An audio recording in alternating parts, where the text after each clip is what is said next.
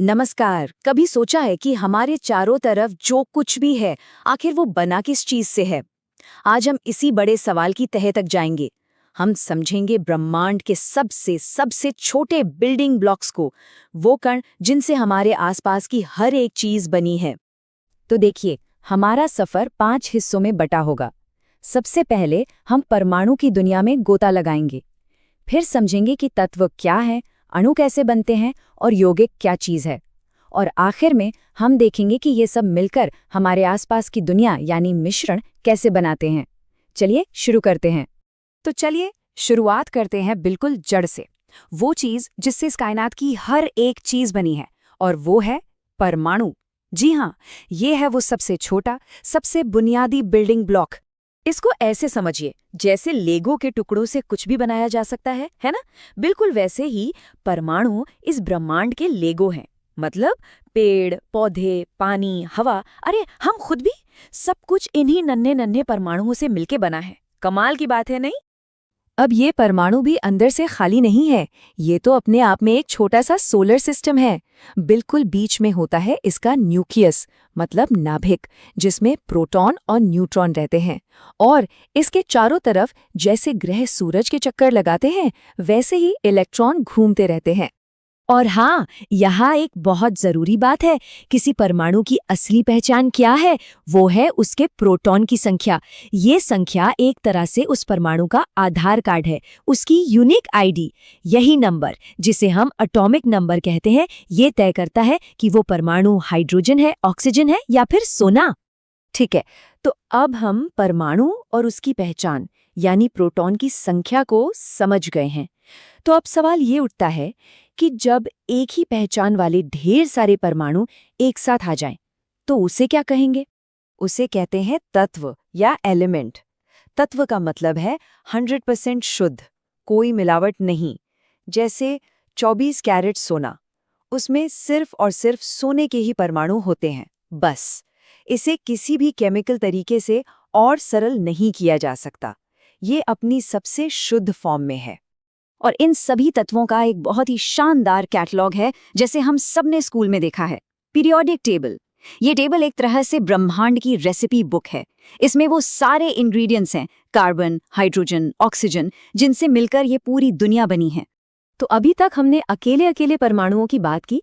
अब कहानी को आगे बढ़ाते हैं। देखते हैं कि जब ये परमाणु एक दूसरे से जुड़ते हैं, एक बॉन्ड बनाते हैं, तो क्या होता है।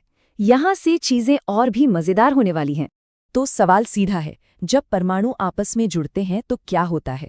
जवाब है, वो अणु यानी मॉलिक्यूल बनाते हैं। लेकिन ये जुड़ाव दो तरह का हो सकता है एक जैसे परमाणु जुड़े या फिर अलग अलग। और बस यहीं से कहानी में एक बहुत ही जरूरी मोड़ आता है। तो अणु की परिभाषा बहुत सीधी है। ये बस दो या दो से ज्यादा परमाणुओं का एक ग्रुप है जो आपस में केमिकली बॉन्डेड हैं। अब इस ग्रुप में एक ही तत्व के परमाणु भी हो सकते हैं या फिर अलग अलग तत्वों के भी। तो देखिए, यहाँ दो तरह के कॉम्बिनेशन बन सकते हैं। पहला है होमो एटॉमिक, मतलब जब एक ही तरह के परमाणु जुड़ते हैं। जैसे ऑक्सीजन के दो परमाणु मिलकर ऑक्सीजन गैस बनाते हैं। दूसरा है हेटेरो एटॉमिक, जब अलग अलग तरह के परमाणु जुड़ते हैं। जैसे हाइड्रोजन के दो और ऑक्सीजन का एक परमाणु मिलकर पानी बनाते हैं। ये फर्क समझना बहुत जरूरी है। और हाँ, एक बात बिल्कुल साफ कर लेते हैं। कई लोगों को लगता है कि अणु का मतलब हमेशा अलग अलग परमाणुओं का ग्रुप होता है, पर ऐसा नहीं है। एक जैसे परमाणुओं का कॉम्बिनेशन भी एक अणु ही कहलाता है। सबसे बढ़िया उदाहरण है ऑक्सीजन गैस O2, जिसके बिना हम सांस भी नहीं ले सकते। वो भी तो एक अणु ही है। ठीक है, तो हमने एक ऐसे जैसे परमाणुओं के जुड़ने की बात तो कर ली। अब उस दूसरे रास्ते पर चलते हैं। जब अलग अलग तत्व आपस में जुड़ते हैं, उसे क्या कहते हैं? उसे हम कहते हैं यौगिक या कंपाउंड। तो एक यौगिक दरअसल एक खास तरह का अणु ही है।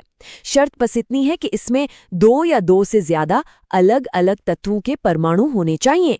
पानी H2O इसका सबसे बेहतरीन उदाहरण है। ये एक यौगिक है। अब जरा इस टेबल को देखिए, ये सारे कंफ्यूजन को दूर कर देगा। देखिए, सबसे जरूरी बात जो यहाँ याद रखनी है वो ये है, सारे यौगिक अणु होते हैं, पर सारे अणु यौगिक नहीं होते। ये बिल्कुल वैसा ही है जैसे हर स्क्वायर एक रेक्टेंगल होता है, पर हर रेक्टेंगल एक स्क्वायर नहीं होता। समझ गए? चलिए एक और रोजमर्रा का उदाहरण लेते हैं।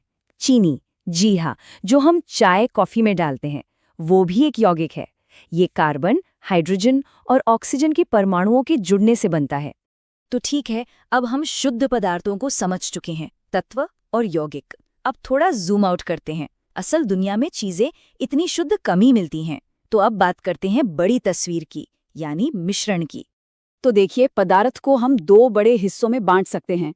एक तरफ है शुद्ध पदार्थ, यानी प्योर सब्सटेंसेस, जिनमें आते हैं तत्व और यौगिक, और दूसरी तरफ है मिश्रण, यानी मिक्सचर्स। सबसे बड़ा फर्क ये है कि मिश्रण में चीजें केमिकली जुड़ी नहीं होती, बस फिजिकली एक साथ मौजूद होती हैं। और ये मिश्रण भी दो तरह के होते हैं। पहले हैं होमोजीनियस, मतलब जिसमें चीजें इतनी अच्छी तरह घुल मिल जाती हैं कि सब कुछ एक जैसा दिखता है, जैसे पानी में नमक। और दूसरे हैं हेट्रोजीनियस, जिसमें चीजें अलग अलग दिखाई देती हैं, जैसे पानी में तेल या फिर एक सलाद। तो आखिर में बस एक सवाल के साथ इसे खत्म करते हैं। सोचकर देखिए, इस दुनिया में सिर्फ 100 से कुछ ज्यादा ही तत्व हैं, बस। और इन्हीं गिने चुने बिल्डिंग ब्लॉक से ये पूरा ब्रह्मांड, इतनी सारी अनगिनत चीजें कैसे बन गई? ये वाकई में कमाल की बात है ना?